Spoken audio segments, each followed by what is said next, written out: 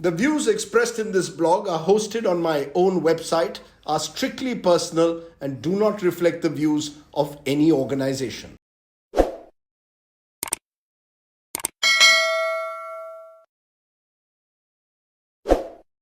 Hello and welcome once again, friends, to Straight Bat, my weekly video blog where, as the title suggests, I comment with a straight bat. Now, this has been a week where a slice of history has been well and truly created. Britain has just anointed in Rishi Sunak its first Prime Minister of non-white, British Asian, indeed Indian origin. A truly historic moment. It takes me back to my student days in Oxford in the 1980s in a Thatcherite Britain. And to be more honest, it was a period where racial prejudice was unmistakable. I was at a Saturday football match, I recall once, and when we were returning home near a local bar, a group of beer guzzling louts accosted us and one of them shouted at me, "Get out of here, you bloody Indian." I was angry but didn't say a word. You somehow didn't want to pick up a fight on a dark street in a world where you didn't feel a sense of equal citizenship. At least I certainly didn't. Yes, life in the university was remarkably convivial. I made many friends of all colors and all nationalities, but I could sense that once you stepped out of the comfort of the university campus, Britain was a very different country, still not fully at ease with its growing multiculturalism. I did feel in that sense an outsider in a white-dominated society. From the 1980s to today, Britain has come a very long way, and the rise of Rishi Sunak is symbolic of this multicultural society that is now far more accepting of diversity than ever before. I really couldn't have imagined all those years ago that someone with a name like Rishi would be Britain's Prime Minister. But can Britain therefore claim to be a truly more diverse polity than India, or vice versa? I mean, let's not forget first that this is the same Britain that a few years ago voted for Brexit, where immigration policies are sought to be toughened, where Rishi Sunak himself has been a votary of tougher immigration laws. Let us also not forget that Rishi Sunak just a few weeks ago was badly defeated in the Conservative Party election to the now much lampooned Liz Truss by a very wide margin. So he wasn't exactly the Tories' favourite son. Yes, Rishi Sunak is a symbol of a more inclusive Britain at one level, purely because of his Asian Indian origins. Yes, we have a special attraction for him in India, even though he's never lived here, because he's married the iconic Infosys co-founder Narayan Murthy's daughter Akshata. But remember also, he's a symbol in a way of conservative elitism, someone whose politics are seen to be much more traditionally right-wing in many ways than New Age liberal. He's also, as the tabloids like to term him, Rishi rich. Although to be fair to him, being rich is surely no crime. He does at 42 represent a youthful energy and ambition that can only be admired. But back to my original question. Are we a more diverse polity than Britain? Well, yes and no. No, not if you see greater gender diversity in politics. The British House of Commons, for example, has 220 women, or 34% of their 650-member parliament as women, many of them senior ministers. In India, we have just 78 women in the Lok Sabha, or just 14%, and just one woman chief minister. No is the answer again. We are not more diverse if you see greater representation for minority groups. Ethnic minorities now account for 65 MPs, or 10% of the House of Commons, and they wield positions of influence. They are chancellors, home secretaries, and of course now Prime Minister. By contrast, in this country, we have just 27 Muslim MPs, or less than 5% in our Lok Sabha. And the ruling BJP doesn't have a single Muslim MP among its 300 plus in the Lok Sabha, and they've just nominated one through the presidential quota in the Rajya Sabha.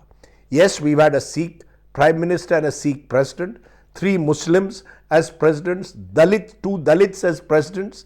But let's be honest, Being a minority group member in today's new India, especially being a Muslim, is a political handicap. Not a single Muslim cabinet minister in India today, and if there is one, they'll probably just get a token ministry. But if diversity is to be seen in terms of social mobility of caste and class, I do believe that India is slowly but surely showing a welcome push towards diversity.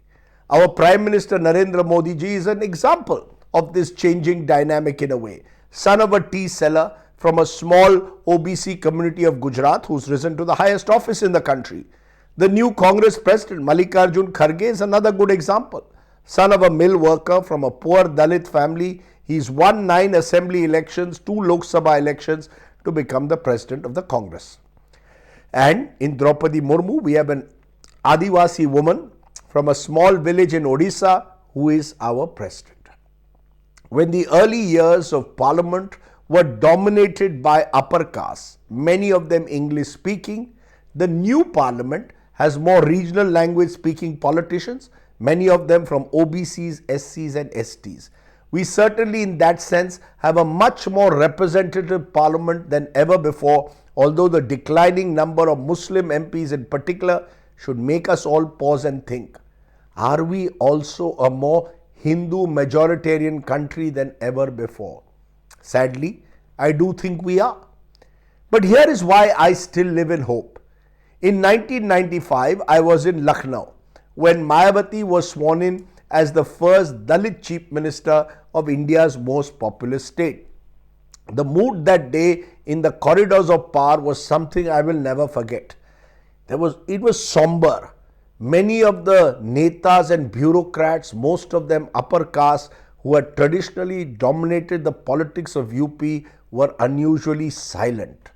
By contrast, there were scenes of great jubilation outside on the street amongst the BJP workers and indeed among the Safai Karmacharis I met in the UP State Assembly.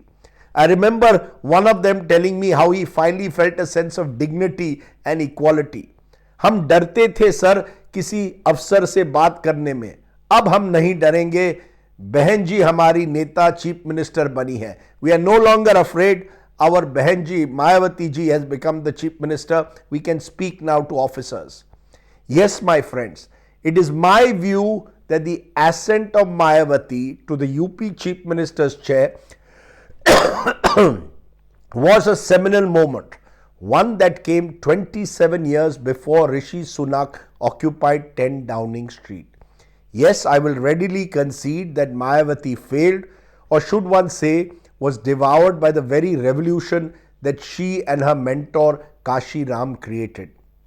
And indeed, that was also the case with a Mulayam Singh and a Lalu Prasad, the two other formidable figures in the North Indian Mandal revolution of the 1990s. I will never forget how Lalu once told me his mother was shouted at for attending a religious function being organized by the upper caste headman in the village. Like the UK, we too, my friends, have come a very long way, longer than many might imagine. But have we done enough? Sadly not. Could we do more? Of course we could and should. I still await the day when a Mayawati-like figure steps up to the Prime Minister's chair, not simply because she is a Dalit ki beti, but because she is fully qualified and could become the best choice to be the Prime Minister. Will that happen in my lifetime? Maybe, maybe not. As I said at the outset, I never thought that I would live through the age, that having lived through the age of Margaret Thatcher, I would also be alive to see a man named Rishi becoming the Prime Minister of the United Kingdom. I will celebrate this moment, but I will celebrate even more when a Dalit ki beti becomes Prime Minister of this country one day, not just as a token choice, but as someone truly representative of a changing, more equal opportunity India. A final thought.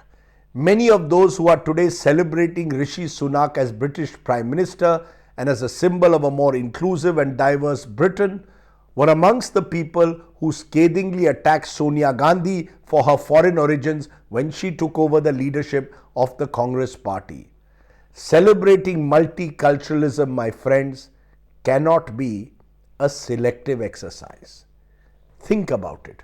That was the straight bat. Do of course subscribe to my YouTube channel for many more such videos. For now, stay well, stay safe. Jai Hind, Namaskar.